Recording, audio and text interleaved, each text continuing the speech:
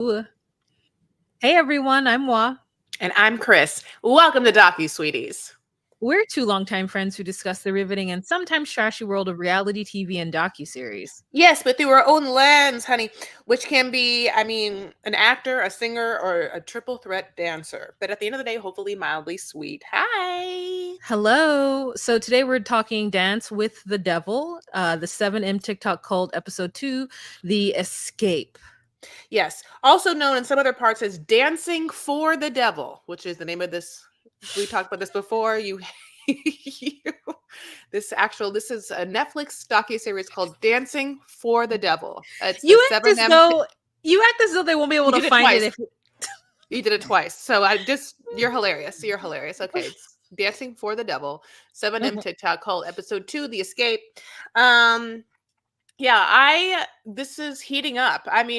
We obviously started off with episode 1, learning about a couple of sisters that get, the dance dream to get to LA and make it there as dance influencers that, blend a certain fusion of white girl hip hop with white girl jazz, with hair and hairography. But they meet a guy that like brings them into a Robert Chin led, talent management / church. And that's where we kind of picked up as it's gotten to be more like a cult.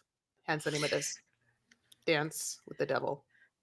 Yeah, so we start off this episode with introductory to two new people within the Shekinah Church ministry, and that is two sisters, Melanie and Felicia. I don't know how to say Priscilla. Something. Yeah, it's Miranda. I don't know. Melanie and the other one. Melanie Lee and Priscilla Lee, I imagine. And so I'll just let you get it together. That's what I'll let you do. I'll just let you get your life together, and then we'll resume once you're done messing around.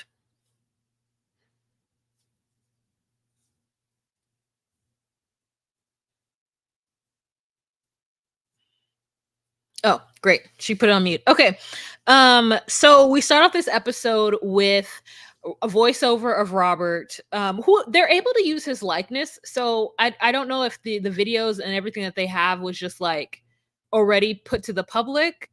Is there like a space where he's already in the public eye in order for them to be able to do that? Or did he sign off on his likeness? It's just very interesting. Like, they can do that. But anyways, so he's saying basically they're talking about us now, and the old adage, the additive, or whatever the word, how to say that word, adage is that if they aren't talking about you, who are you, or something like that. Like basically, good press, bad press is all press. Just talk about me. And so we had that voiceover, and then we still aren't quite sure how Melanie fits into this pie. Only that she is seen on a playground talking to her, playing with her little daughter, and that she had been in a Shekinah, hasn't been in Shekinah for 10 years now. And then she's like, oh my God, like people are still in this? Robert has finally like switched gears in some way. Because the Hollywood Reporter, Post, the Daily Beast, like Rolling Stone, all of these people are talking about them as like the new cult on the block that's happening. And it's salacious because it has to do with TikTok, which is like one of the fastest growing social media platforms that I have personally ever witnessed. So then we go back to March 2022. It's been 11 years since Melanie left Shekinah. And then she starts thinking like, where's my sister? Because she left her sister in the cult, we end up finding out. And so she's like, what about all the other members who are not a part of this dance crew? Like, what are they still doing? So she starts to reach out to her sister and doesn't hear anything. And then finally she does. So we cut to, I guess her name is Phyllis. I don't know what her name is. We cut to Melanie's sister, Phyllis Lee, and she is crying while packing, just really reeling from the pain and self-hate that she has for having had been in the cult as long as she was in it. and the things that happened to her. And she says that sometimes she misses Shekinah, and she even still listens to the sermons while she's doing things in order to feel close to God. Um, and I just didn't. I think that there, because I grew up in church, there was a point where like the idea of hell became like not important. Like once I realized that, or once I found out that I don't believe the Jewish, I was told that Judaism doesn't talk about hell. And I was also told that like Islam doesn't talk about hell. And when I found out that these other Abrahamic religions did not believe in hell, I was like, oh, do I have to believe in hell too? I don't want to believe in hell. Like, it's so I let the idea of hell go a long time ago, and to know that these people are literally doing this not to go to hell is crazy. Yeah. I mean, it really paints a portrait of how easily one can be influenced. We get into like Phyllis's life. She's crying and packing. She still listens to the sermons. She still misses Shekinah's church. She's still listening to Robert Shin's voice, the same voice that's like, you will go to hell, as you said, if you don't follow me, if you don't go through my way, which is, it's like LOL to me, because I'm like, it's not just Christianity, it's his version, the Robert Shin version of Christianity. Like all the other churches, none of that's right, just yours. It's so LOL to me. But here we are. And then we get a little more of those lovely Korean ladies' backstories. They grew up in, they were born in Korea and then they moved to LA. Sorry. They grew up in, I'm so sorry. They were born in Korea and they grew up in America, is what I keep trying to say, just horribly. Their parents got divorced early on, and their mom had both ladies, and their mom just had a lot of drunk situations. She was a alcoholic and a gambler, and she worked at night, would drink, come when she came home, sleep during the day. And so both sisters had to sort of just rely on each other, the older one for sure, in order to like survive. And so as like immigrants, they're in school. And one other thing which I really understand, because I'm, from a Byzantine Eastern Rite Catholic faith, is I understand that a lot of immigrants congregate in their community around their chosen religious community, whether it be a church, temple, like whatever it is. So, growing up, the big Lebanese Christian churches in LA are like the St. Nicholas Orthodox and St. Anne's Melkite, and there's Maronite churches, Our Lady of Mount Lebanon. And so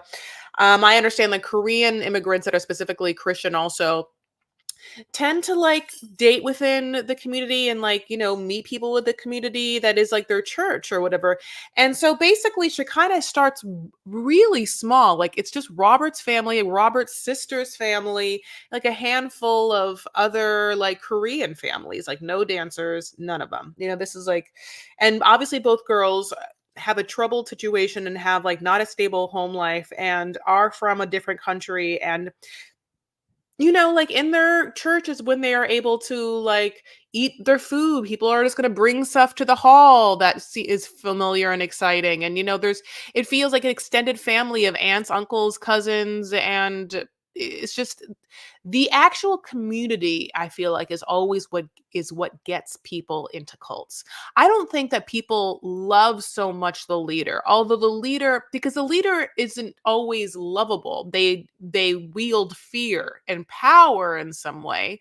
But I feel like people love the aspect of feeling like they belong somewhere, acceptance, validation, connection, being seen, and then having like camaraderie and like community. That's what it is. But Yeah. So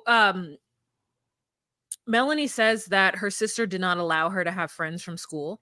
And so this was her only outlet for that community, because she was really scared that, her sister would get into drugs and stuff. And so the one friend that she was allowed to have is this guy named Marquis Richardson, who looks so familiar to me. Yes. I don't know where I know this person from or what I've seen him an on. actor? I don't know. You know what? Let me look him up. I've seen him, or he looks like some other guy, and he is her friend. And he said that he went to the church a couple times, and he said that it felt like Robert had gone to a black church and decided to bring that same kind of energy to Shekinah church, which is hilarious because I felt like that's true as well. And Yes, then the flashbacks, just there's all these like clips. I think that you're right. The reason why they have a lot of sermons and video of him talking that must have been like either broadcast on like public radio or public television because it just exists. So they do have like just from the early aughts what looks like some hip hop dance competition where like some white guy comes in the middle and like Marky's like just felt like a kind of like multicultural church, you know. yeah. So then we get like the feeling of Robert turning it into, I can heal you, you get through to God through me, which is a very Catholic thing. Like the priest, you have to go through the priest to get to God.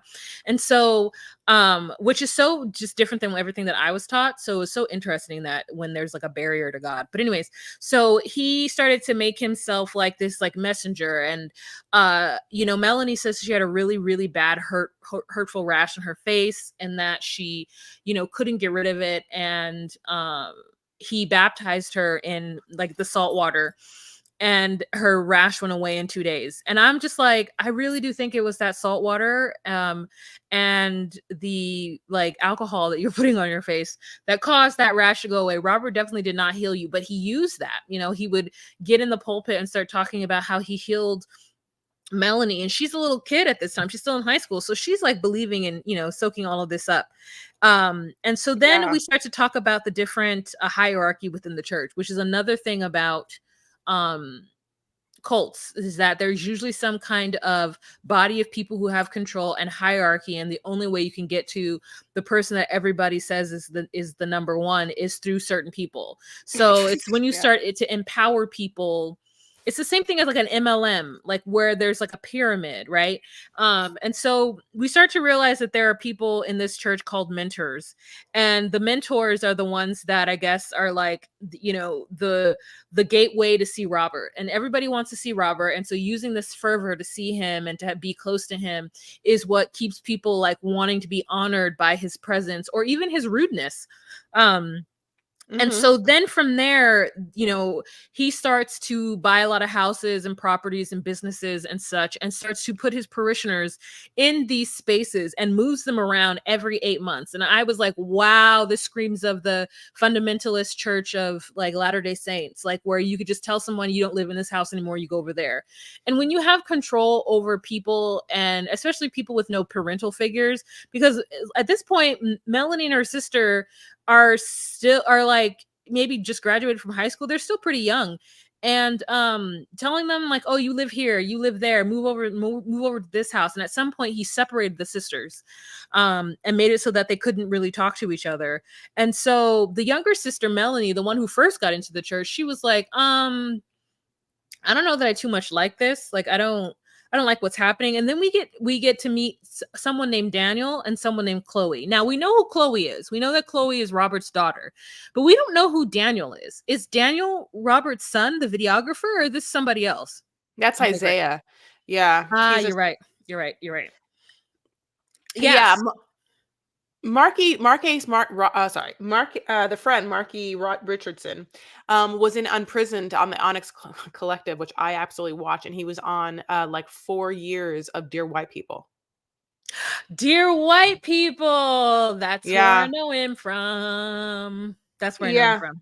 So basically, what also would happen was, and Phyllis really says this, is that she like head up their mortgage company, and it was all again filled with parishioners, and so they would get checks, and then or they would get money deposited to their bank account, and then Hannah, who is going to end up being Robert Shin's like wife, they call it wife of God or some bullshit, like has a copy of her checkbook and then will write out checks from her checking account to the church and to the church's various, what I will just say is like shell companies and or the various liens and taxes and tariffs and whatever the tithings that the church requires, including, a bunch we don't even fucking know about. So um, also, Robert Chin is obsessed with having money, making money. And one other cringy thing is that he makes something called the Millionaires Club, which is basically, I feel like, you know how a bunch of bros on Instagram now are like crypto bros, or ones about like sales and marketing, or like growing like passive income, like those kinds that sell like marketing Like stuff. Like, The Grant Cardone, the people who like yes, follow exactly. Scientologist Grant Cardone. Well, it's like some version of that where it's like, I can make you money. You want to make money, like Mhm. join the Millionaires Club. And then people made money on whatever they did, and then just all went back to Robert. Were you going to say something? Yeah, I know. I was just saying that like they had to ask him their mentors for everything. They had to ask their mentors to buy new shoes. They had to ask their mentors to go out. So the mentors really, and this is even for the dancers too. So the dancers also had mentors. So we start to Hmm. find out some of the parallels between the regular parishioners and the dancers. And these mentors really had a lot of power. And it reminds me of Twin Flames with their like mentors and stuff like that, where they have a lot of power and they basically watch how you spend your money, tell you what you can and can't do, and you believe that this is coming from Robert, and so this is some kind of um way that he's helping you to stay on the righteous path. And so he really just had people working, his parishioners working in all the different businesses, paying them minimum wage and then taking all of their money on top of that. And Phyllis said that she actually made the company over like $1 million in sales one year and then like received almost none of it. And so his daughter Chloe tried to become a singer. And so we get an idea that Robert really wanted to break into the entertainment industry, like Scientology somehow. And it was trying to do like different things that would stick. And finally, the thing that actually stuck was the dancers. He realized that there was a space needed for someone with capital to broker deals and to advocate for these young TikTok people who were already garnering millions of likes and watches and follows without him even having to help them get there. Hmm. So he saw a way to like pull them into the fold, and be able to break into the quote in entertainment industry with the things that people were doing. So he even executive produced like two shitty movies, Oh. which is like crazy. But um people like people were really fighting for Robert's attention. And then something else happens. Something else really big. Daniel, who has been in the church since he was a kid and is his right-hand man, Robert's right-hand man, leaves.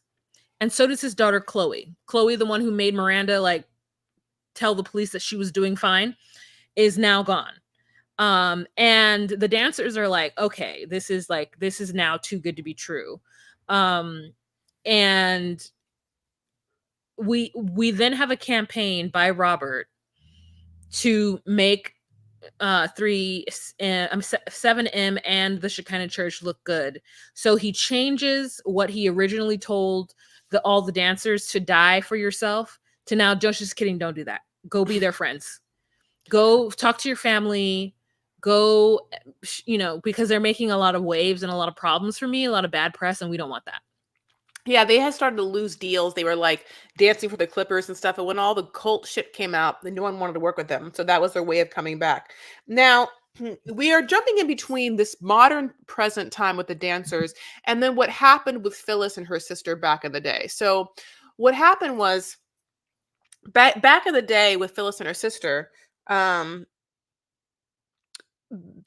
one day during a mass or a service, a bunch of girls just walk in and start wailing and start crying and basically say that Robert sexually assaulted them, and that, he was like having sex with people or raping people, sexually assaulted people, whatever, and that he would promise people things. He would like get favors from people.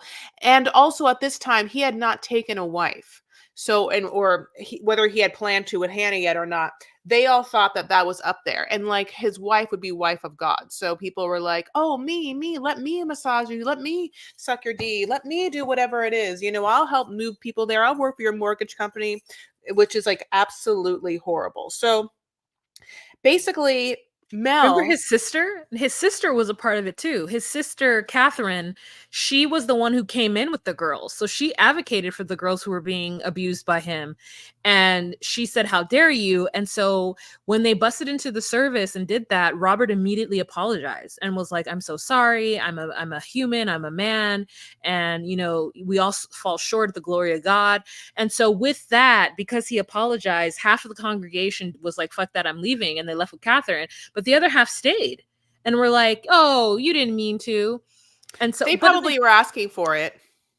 yeah, but my thing is that I thought he was married, and I don't know what they said, like who he was married to. Isaiah, and because remember in the first episode they talked about his wife Isaiah and Chloe's mother, but they didn't ever said her name. It's Hannah that we start to realize that somewhere he had let his other wife was gone, and he got with Hannah. So I was like, crazy. Yeah, you're absolutely right.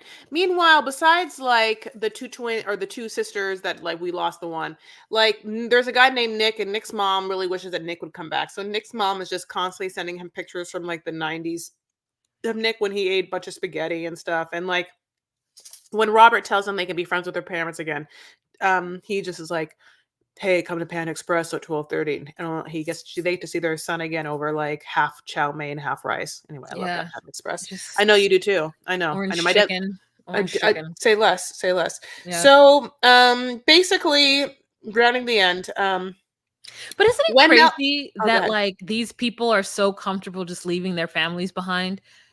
It's like what are they? They're searching for something so deep that you can say to someone to leave your parents at 19 or at 21 or whatever. You either want something so bad, or you are looking for something so bad in order to get caught up. But then I think to myself, these kids are now being able to be around their families again. And that I feel like what it is that they're so ashamed of their behavior that they can't acknowledge it. They can't acknowledge. They don't want to talk about Robert and with their families. They want the interactions to be few and far between, because they're like, this is too hurtful. Like, I've already done something that's unacceptable, and now how do I come back from that?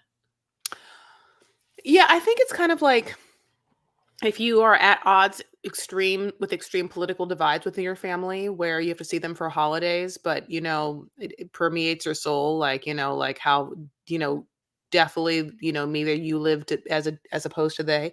It would be hard to connect truly and show vulnerability. It would be like superficial as you kind of grin and bear it to just to make amends until the next time, and I think that that's sort of what's happening here. Except that it's interesting because then you get like Kelsey or Kaylee or whatever the other one who will be like, "Oh, I saw your sister and she actually really is sad." You're like, "Why bitch doesn't tell me?"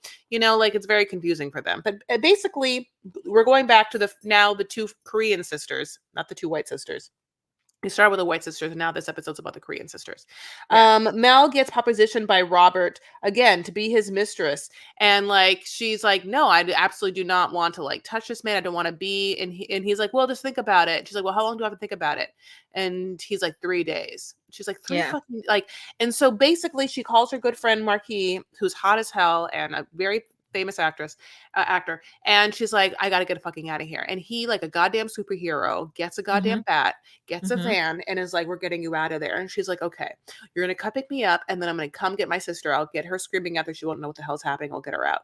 But basically, what ends up happening is she leaves and right as they're getting into the van, someone pulls up and blocks the van, and that person's like, "What are you doing?" And Marquis like, "Oh, I gotta get this fucking bat now," and it's Yeah. like, "We're getting the fuck out of here, and you were absolutely gonna let us.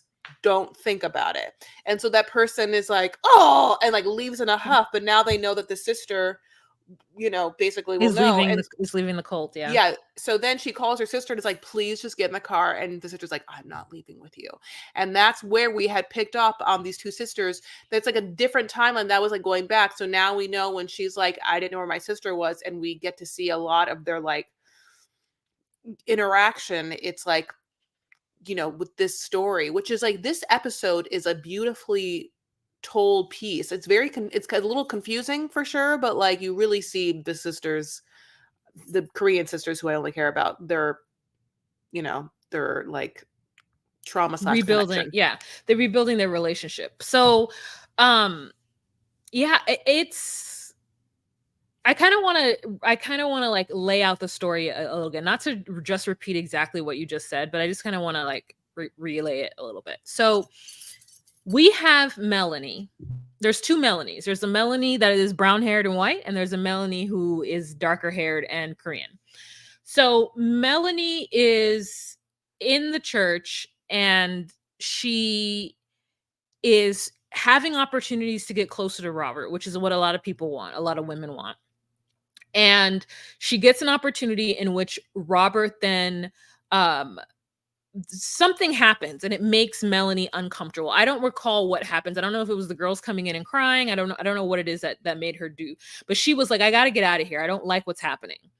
And so she's like, I can't tell Phyllis because Phyllis is like, she's really indoctrinated. And like, I don't trust that she would leave me right away. So what I'm going to do is I'm making my great escape, and I planned it so that I was going to leave the same time that I'm supposed to switch houses. And so she's planning it with Marquis. She's planning it. She's planning it with him. They're having conversations about it. Then all of a sudden, Robert calls her and is like, "Oh, I want you to go to a different house, and you want to go to that house." And she's like, "How long do I have to think about it?" And he says, "Well, how long do you need?" And she's like, 10 days. And he's like, "No, you have 3." And so that's when she's like, calls Marquis, and she's like, "Hey, plans have changed. You're going to pick me up tomorrow." And so he then is like, okay, I got to get her out. There might be fisticuffs. I'm going to bring a bat. And so the producer asks him, what were you going to do with that bat? He's like, listen, I don't know what I was going to do with it. I just said I had to bring it just in case, because this is some real like crazy shit. So he gets there. Him and Melanie are packing up the shit. And I don't know. It sounds like somebody in the house must have snitched, because they also had a culture of snitching on each other, to the point where Kylie didn't even know she could trust Aubrey, her own boyfriend, who they joined it together. So it was a lot of snitching. And so she then was like, okay, um, I'm doing everything. I'm packing. And then all of a sudden a van pulls up in behind them, blocking them. And she could see that the woman was on the phone. And so she already knew the jig was up. And so then that's when the bat was produced, and the person got a message on the other line to just let them go. So they were able to leave. And her plan was to then go to wherever Phyllis was, pick her ass up, and drag her out kicking and screaming. But when she called her, she was like, I'm not leaving. Like, don't come here. I'm not leaving. I'm going to stay. I need to protect them or whatever. And that girl was in that fucking cult for 23 years. That is crazy. She stays, she gets really sexually abused, plus she's getting financially abused. Like he molests her, he sexually violates her.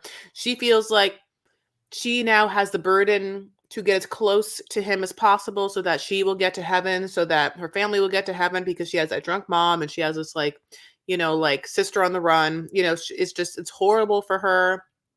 Yeah. Like she's I feel so bad for this woman. I mean, this is just now, I feel like this should be called the Phyllis story. Yeah. I mean, her father left. Yes. So what happens back in Korea, they were living a whole life in Korea. Mhm. Parents got divorced and the dad just disappeared. So Mhm. the mom Mhm. immigrated to the US and Mhm. was a mess. And so she would just be gone. Like Phyllis was like, my mom would be gone for like a full month and we wouldn't know where she was and what she was doing. So I can only imagine that they suffered from like hunger. And so finding Shekinah and finding this community that could actually help take the burden off of her trying to raise Mel and protect Mel from all the shit that her mother was doing, and to find a community for herself. Like when it came time for her to Biggie bounce, she couldn't. She felt like she was indebted to them and that this is where she needed to be. And the way that they described hell was so vivid to her that like it was just like a space where somebody would, that whatever their worst nightmare was, it would just be reoccurring constantly. And she was like, I don't want to go there.